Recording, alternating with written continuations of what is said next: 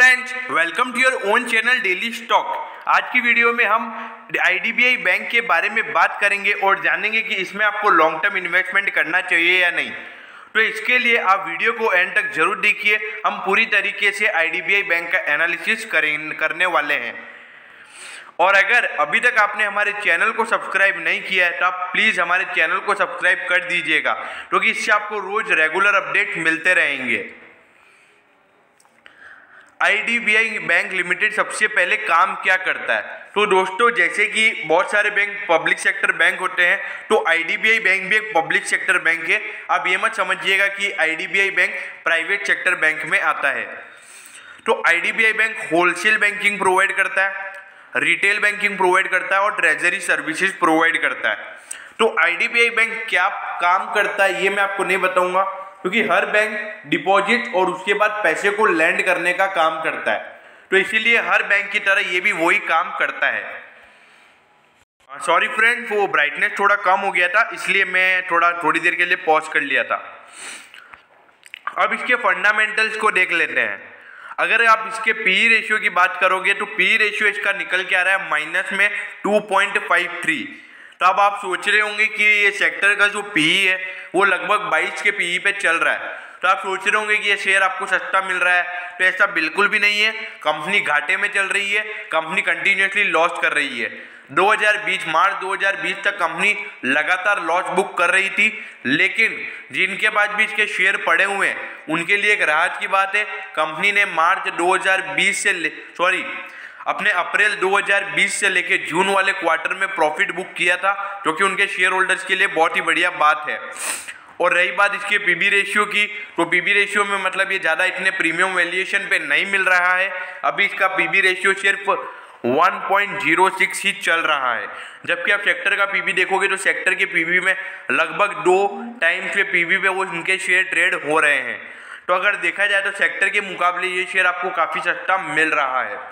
लेकिन हमको ये भी देखना है कि कंपनी कंटिन्यूसली घाटा कर रही है, तो क्या कंपनी लॉन्ग टर्म में अच्छा रिटर्न देगी या नहीं देगी।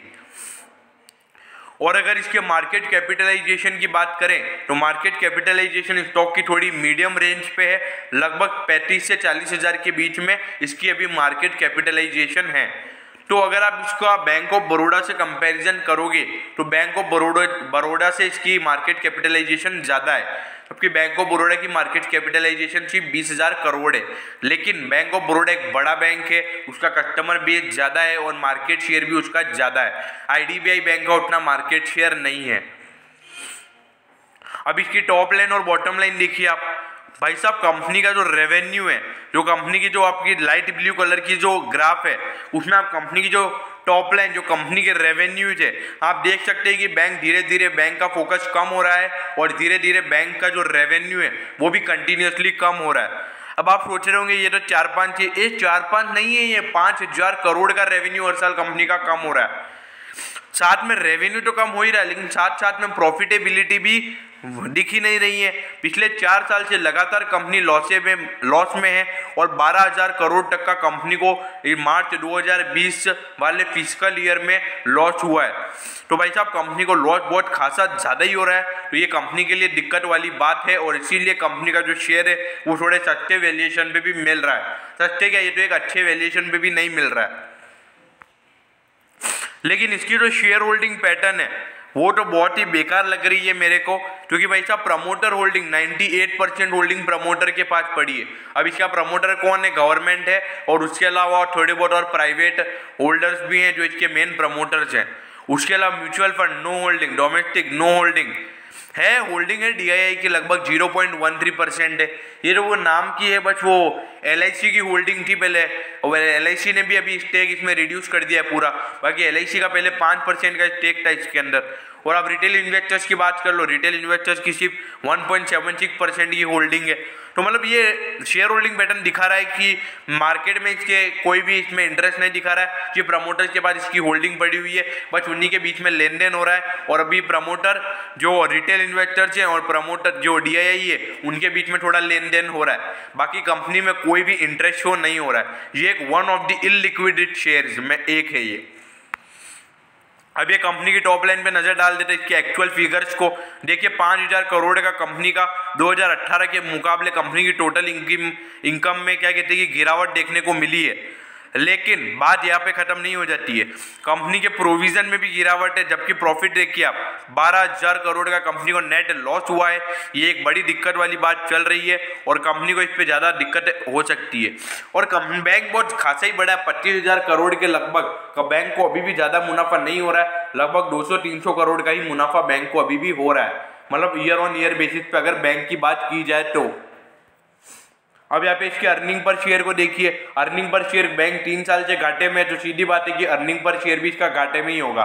तो अर्निंग पर शेयर घाटे में, तो इसीलिए बैंक का जो पीई रेशियो निकल के आता है, वो भी पीई रेशियो जो बैंक का है वो भी माइनस में ही निकल के आ रहा है। लेकिन हमको ये देखना है कि क्या ये फ्यूचर में ये बैंक बढ़िया परफॉर्म करेगा या नहीं करेगा। क्या ये मल्टीबैगर बन सकता है, क्या ये 30-35 रुपए का एक पेनी स्टॉक क्या आपका 100-150 रुपए बनेगा, हमको ये देखना है। तो इसके लिए आप एंड तक जरूर देखिएगा।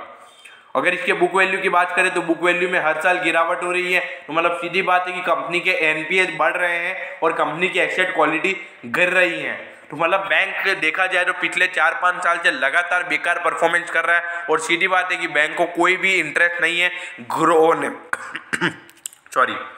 तो बैंक एक पुअर परफॉर्मेंस कर रहा है और हर चीज़ नेगेटिव दिख रही है अभी तक की बात की जाए तो। हम आगे के अगले फैक्टर देखते हैं कि कुछ चीज़ पॉजिटिव है कि नहीं है। अब इसके आप नेट इंटरेस्ट मार्जिन परसेंटेज को देखोगे तो कंपनी की जो प्रॉफिटेबिलिटी है वो मार्च से बढ़ी है, अप्रैल 2020 से बढ़ी है और वो सीधा कट दिखा रहा है क्योंकि कंपनी के नेट इंटरेस्ट मार्जिन परसेंटेज में बढ़ोतरी देखने को मिली है। अगर ये net interest margin percentage constant रहता है तो कंपनी की प्रॉफिटेबिलिटी भी कांस्टेंट बेसिस पे अच्छी खासी बढ़ सकती है। अगर यहाँ पे ऑपरेटिंग मार्जिन परसेंटेज की बात करें तो ये कंपनी का सबसे घटिया है और इसमें ये दिख रहा है कि कंपनी बहुत पुअर परफॉर्मेंस कर रही है और इसके चलते कंपनी को हर साल घाटा लॉस हो रहा है और अच्छा खासा लॉस हो रहा है। मतलब बहुत ही गजब का लॉस हो रहा है कंपनी को और लोगों का ट्रस्ट भी जा रहा है क्योंकि कंपनी का जो रेवेन्यू है वो हर साल गिरता हुआ नजर आ रहा है और ये भी नजर आ रहा है कि लोग इस बैंक को अच्छा नहीं मान रहे और इसके अंदर डिपॉजिट कम होते जा रहे हैं। अगर आप यहाँ पे नेट प्रॉफिट मार्जिन परसेंटेज की बात करें तो ये भी हर साल माइनस में रहेगा क्योंकि बैंक हर साल लॉस में ही आ रहा है, तो बैंक को अभी तक कोई प्रॉफिट आ नहीं रहा है। तो भाई साहब कंपनी की अभी तक जो भी चीज़ें हैं वो सब नेगेटिव है। पॉजिटिव है तो एक नेट इंटरेस्ट मार्जिन परसेंटेज है, अगर ये कांस्टेंट रहता है तो बैंक के लिए एक पॉजिटिव बात है और ये 5 साल तक अगर लगातार कांस्टेंट रहता है तो आपको एक अच्छे रिटर्न देखने को मिल सकते हैं। अगर इसके रिटर्न ऑन इक्विटी की बात करें तो भाई साहब इक्विटी पे तो भाई साहब लॉस में चल रही है कंपनी, तो सीधी सी बात है कि रिटर्न ऑन इक्विटी भी कंपनी का लॉस में रहेगा। तो रिटर्न ऑन इक्विटी भी साफ शो कर रहा है कि कंपनी बढ़िया परफॉर्म नहीं कर रही है, वो जिसके पास कैपिटल पूरा है लेकिन उनको कैपिटल को सही से यूज नहीं कर पा रही है, तो इसके लिए ये भी चीज़ एक नेगेटिव भी है। अगर इसके रिटर्न ऑन कैपिटल एम्प्लॉयड की बात करें तो रिटर्न ऑन कैपिटल एम्प्लॉयड थोड़ा पॉजिटिव है, तो ये भी कुछ इतना अट्रैक्टिव नहीं है, लगभग 5% तो होना ही चाहिए, तो ये भी 1% के लगभग ही है। तो मेन आरओसी निकलता है इंटरेस्ट से पहले, तो इसीलिए हो सकता है कि ये पॉजिटिव है। तो आप ये मत समझिए कि ये एक बढ़िया है, ये भी एक नेगेटिव ही शो कर रहा है।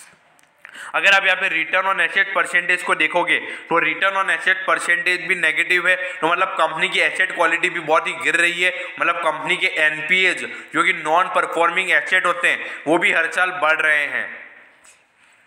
अब कंपनी के काशा रेशियोज की बात करें तो काशा रेशियो बहुत ही अट्रैक्टिव है कंपनी का, ये एक पॉजिटिव बात है कंपनी के नजरिए से, और यही एक मेरे को लग रहा है कि अगर ये काशा रेशियो और बढ़ता है इन फ्यूचर तो ये कंपनी के नजरिए से बहुत ही बढ़िया पॉजिटिव बात हो सकती है और आपको अच्छे रिटर्न भी मिल सकते हैं। अब काशा रेशियोज क्या होता है ये मैं आपको नहीं बताऊंगा क्योंकि बैंक ऑफ बड़ौदा वाली वीडियो में मैंने आपको बता रखा है कि काशा रेशियो क्या होता है।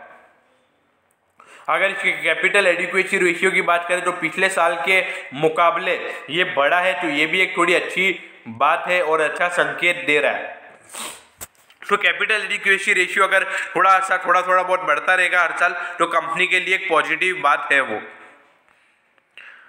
अब इसके शेयर अभी चल रहा है सिर्फ 36 रुपीज़ पे। तो अब आपको लेना है कि नहीं लेना है। अब आप सोच रहे होंगे कि यार ये बैंक है, बैंक तो थोड़ा हर साल में इम्प्रूव हो गई होगा, तो ऐसा बिल्कुल भी नहीं है। अगर आप इसके पिछले 4 साल के परफॉर्मेंस को देखोगे तो पिछले 4 साल के परफॉर्मेंस इसके बहुत ही बेकार आए हैं, और मेरे ख्याल से इस कंपनी में आपको इन्वेस्ट नहीं करना चाहिए।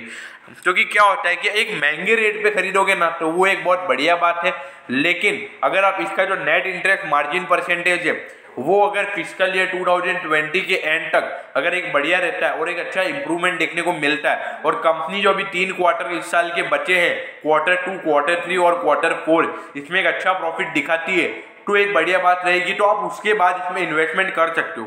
भले शेयर का प्राइस थोड़ा बड़ा हुआ हो जाएगा, 60-70 के लगभग पहुंच जाएगा, लेकिन उस वक्त एक नजरिया मिल जाएगा कि कंपनी ग्रो कर सकती है। लेकिन अगर आप अभी शेयर ले लोगे, बाद में घाटे में आ गई कंपनी, तो यहाँ से गिरावट देखने को मिल सकती है। आप ये मत सोचिए कि ये शेयर तो 35 रुपए का है तो यहाँ से कितना गिरावट होगा, ज्यादा से ज्यादा 20 रुपए चला जाएगा, ऐसा नहीं होता है। शेयर 2-2, 3-3 रुपए तक भी चले जाते हैं, तो ये भी कहीं ना कहीं चला जाएगा। लेकिन इसका आप हाई देखिए 95 चल रहा था जब बैंक बहुत बढ़िया परफॉर्म कर रहा था।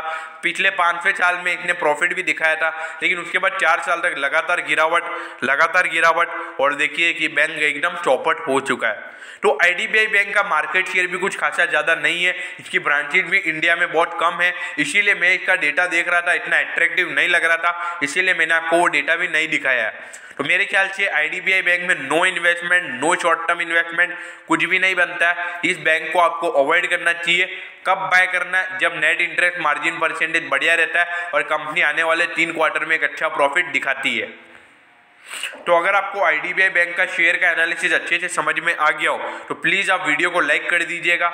और हाँ, जिन्होंने भी IDBI बैंक में इन्वेस्टमेंट किया हुआ है अगर आपके किसी दोस्तों में से, तो आप उनको ये वीडियो शेयर कीजिए, क्योंकि इससे मुझे मोटिवेशन मिलता है कि मैं आपके लिए और ऐसी वीडियो ला सकूँ। Okay, thank you.